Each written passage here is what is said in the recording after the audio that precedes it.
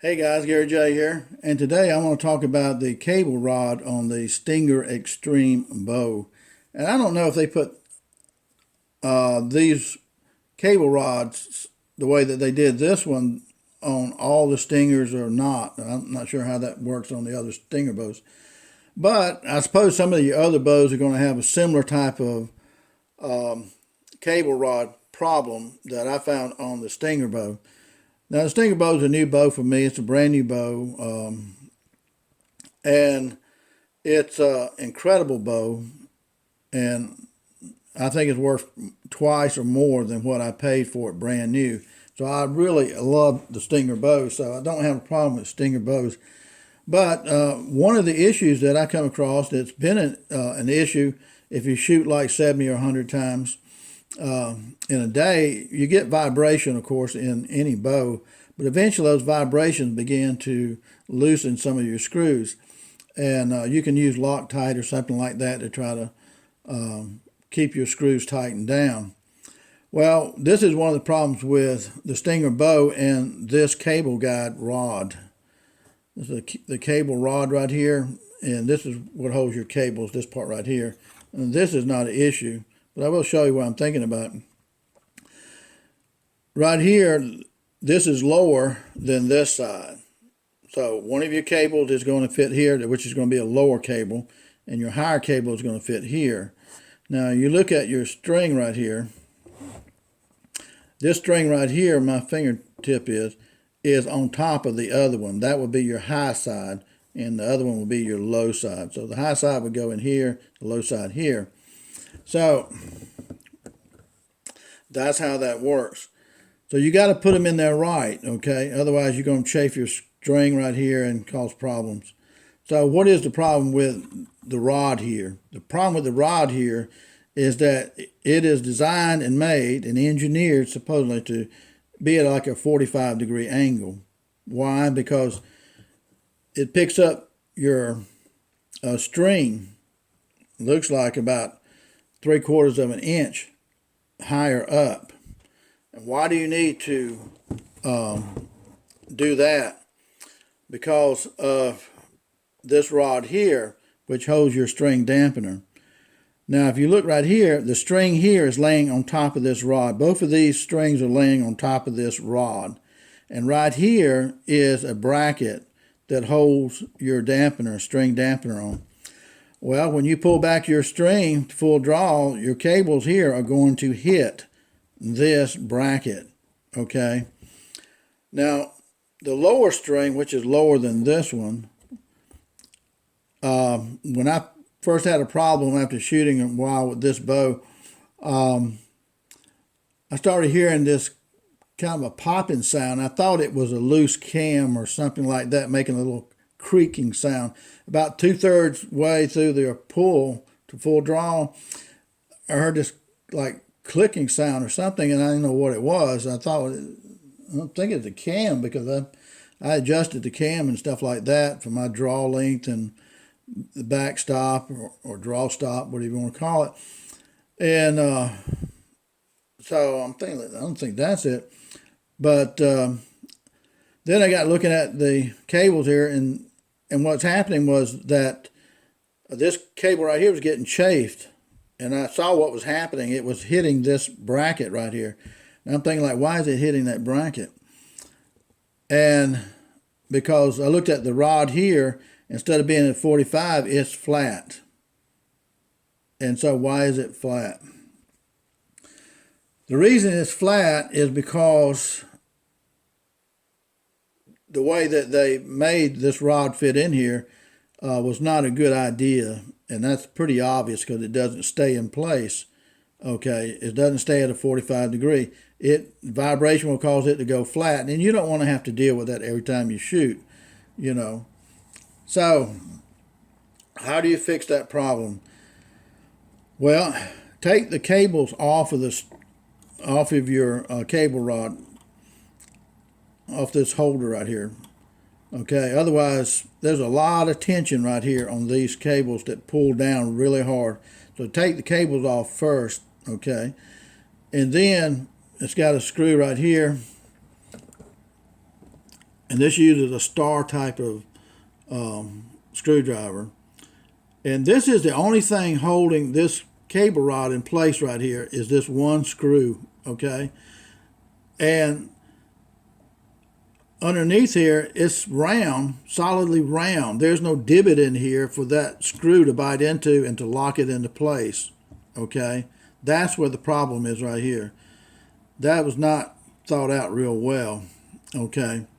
So with that in mind, you take this out, which I've got it loosened, so I can show you. Well, while I'm doing that, this is what it looks like right here where that rod fits in. See, that's just a, it's just a hollowed out spot right there. And the screw right here, there's just no way that that screw can lock onto this rod and hold it in place. That's just not going to happen. So how do you fix this problem right here? Because it's going to happen over and over and over and over again until you lose your mind, okay? So I took the rod out and I said, I'm going to fix this problem. And it's an easy fix too, so I don't know why the engineers didn't catch that with PSE, how to fix this problem. Anyway, I took a drill bit. Now, first of all, I put the rod in here and I turned it to the 45 degree that it needs to be. And I put a piece of tape over it so I could mark the tape. So I marked the tape on it where it needed to be drilled at, because I'm going to put a pin in here. And well, you can see this is the pin right here that I put in here. But anyway, I took a drill bit and I drilled all the way till I saw a pinhole in the bottom. And so I saw this little pinhole in the bottom. So I knew I was almost through, but I don't want to go all the way through it. So I have a Dremel tool set, and this is aluminum, so it's easy to drill. You just got to make sure you got it at that 45 degree angle before you do that. So anyway, I drilled it all the way down, and then my drill bit is just a tad larger than a Dremel tool. Like if you have a Dremel tool, for cleaning up things or cutting or whatever you want to use your Dremel tool for. Those little bits on the Dremel tool, they have a shaft on them, right, when they go into your Dremel unit. And I just used that shaft and put that shaft in here, marked it, and cut it. Okay, that's all I did. That's part of a Dremel tool shaft, the little bits, the shaft itself. And you could use a drill bit to do the same thing. You could cut the drill bit if you wanted to, if you got an old drill bit that, is the same size. But the hole here is just a tad bigger than the Dremel, and that's the way I wanted it. Because then, after I cut this pin right here, which goes all the way to the bottom, once I put this pin in here, of course it's going to be loose and it's going to come out eventually. So I took some JB Weld, and JB Weld is like liquid metal. It's like epoxy. There's two parts to it, two tubes of it. You mix the ingredients together equally, stir it up, and I put JB Weld inside the hole here, okay?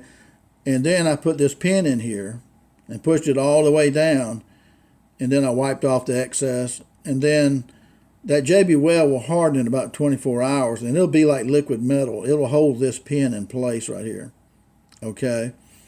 So this should never come loose again. It can only turn so far till it hits the edge of the riser, and so it can't go any farther.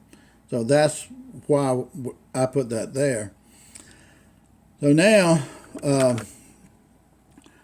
we simply just slide this in here, and I've got it turned downward at 45, and see now the pin right here hits the riser, which kind of has a little bit of a sharp edge to it, and it can't go down anymore. It's going to be frozen that way. And use some Loctite on your screw right here, some medium Loctite or something, and put this screw back in and tighten it up. Make sure you don't have any pressure on the rod with the string or cable, okay? So tighten this screw up right here real good, like this, and then once this tightening and then you can let that Loctite dry, whatever you want to do. And then you put your cable rod on here. You got your cable rod on. Then you take and put your cable slider on here.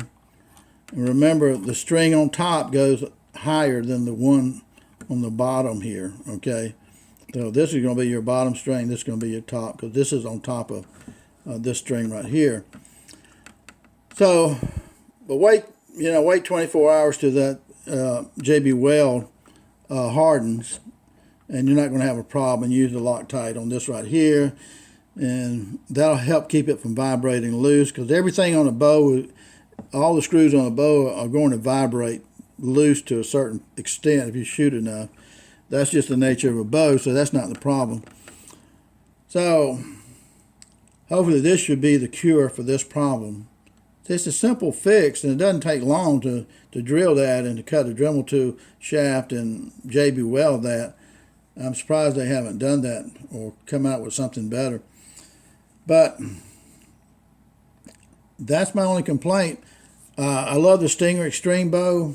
It is deadly accurate. I mean, at 90 yards, it will hit where you're aiming. If you can hold it there, it will shoot so well. I tuned the bow myself and paper tested it and all that, and I mean, it's amazing how well this bow shoots.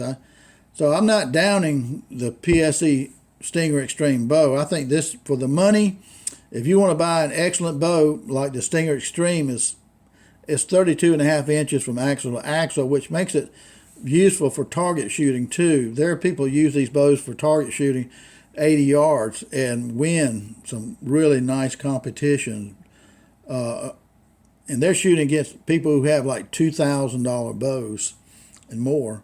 So, it depends on how good you are with a bow, I guess, but and how good a bow. But these bows are just excellent quality, and they're the biggest bang for the buck out there, I believe. So that's my spiel on the cable rod problem that these bows have.